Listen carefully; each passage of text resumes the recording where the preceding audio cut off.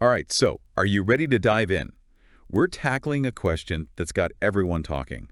Is the internet, like, doomed? You've sent us comments from Kurzgesagt, Gooden, and Visual Venture, and let me tell you, people have thoughts about the future of online spaces. Oh, absolutely. Yeah, it's like a mix of, everything's going wrong, and maybe there's hope, and a whole lot of let me at 'em when it comes to things like algorithms and AI. It's fascinating, though, isn't it? Like, even with all the concerns, you can feel this desire for a better online experience. 100%.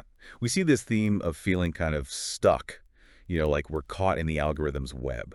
You ever Uh, felt that? Like you watch one video about, I don't know, how to bake a cake, and suddenly YouTube's convinced you need a crash course in competitive cake decorating. It's that whole thing where engagement trumps everything else. The more we click and react, especially to stuff that's really intense or emotionally charged, the more the algorithm's like, here, have more of that. And it can be hard to break free? Oh, for sure. Yeah. One commenter on Kurzgesagt said, and I love this, the curse of the internet is having to know what I don't need to know and be angry about things I don't need to be angry about. It's Okay. like, why are we so overwhelmed with information but still feeling so disconnected? And isn't that a basic human need, though, to belong, to connect with people who get us?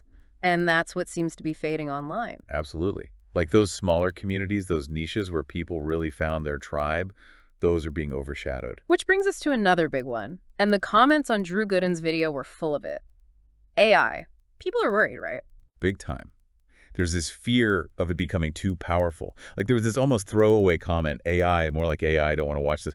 But even in the humor, you feel the worry. It's that sense of what can we even do? AI is here. It's only getting smarter. Right. It's like that moment in every sci-fi movie where someone's like, uh-oh, the robots are learning. But seriously, people are worried about AI art flooding everything, pushing out human artists. And then there's the whole misinformation thing. It's like AI could make fake news spread even faster. It makes you wonder about our values. Are we saying speed and efficiency matter more than human creativity? What happens to that human touch in art, in music, if we just rely on AI to make it? It's like, what does it even mean to be human if machines are making the art and writing the poems, Totally.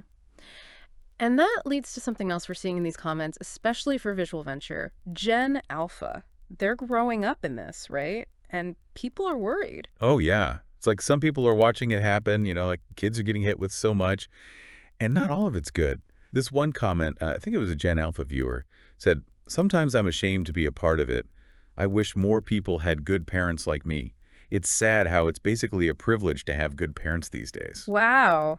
That hits hard. It's like they feel responsible, but also there's kids trying to figure out life and this digital world that's changing so fast. Right. No instruction manual. And who's supposed to be the guide, right? Parents, teachers, the tech companies themselves? That's the question. Some people say parents need to be tougher, like limit the screen time, control the content. But then others say these platforms are designed to be addictive. The companies have to take some blame. It's nature versus nurture, but online. But either way, shouldn't we be talking about this more?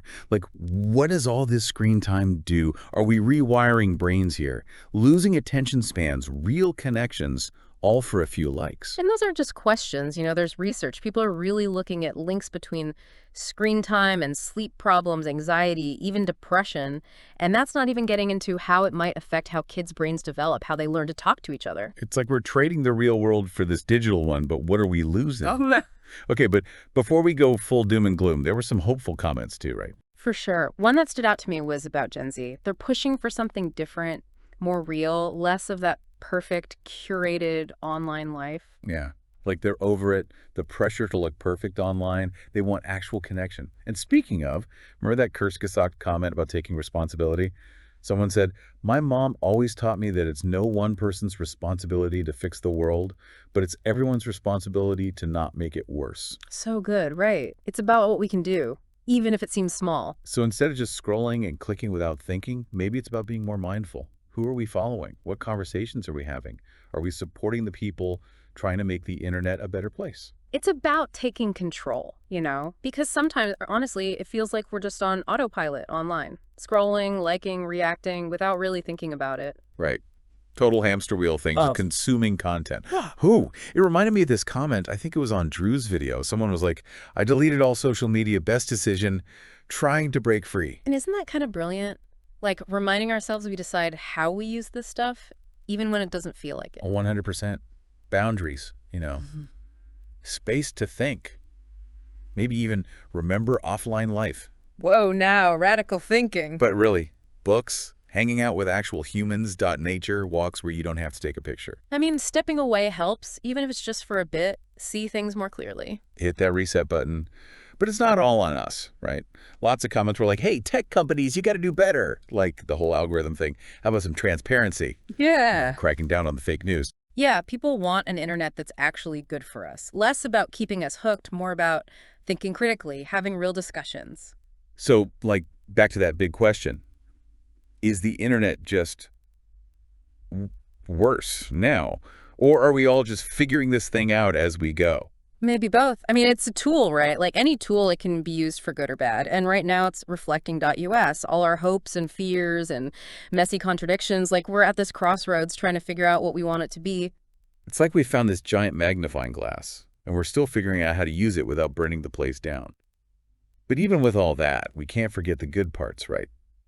Connecting with people across the world, getting information out there, giving people a voice who wouldn't have had one otherwise. Exactly. We got to remember those parts. This isn't about like internet good or bad. It's not complicated. The pitfalls and the potential, because we're the ones deciding what it becomes, right? Every choice we make, every way we connect, that's shaping the future of the internet. So well said. And on that note, we want to hear from you. What are you hoping for? What scares you about where the internet's going? And what are you doing to make your little corner of it a little bit better?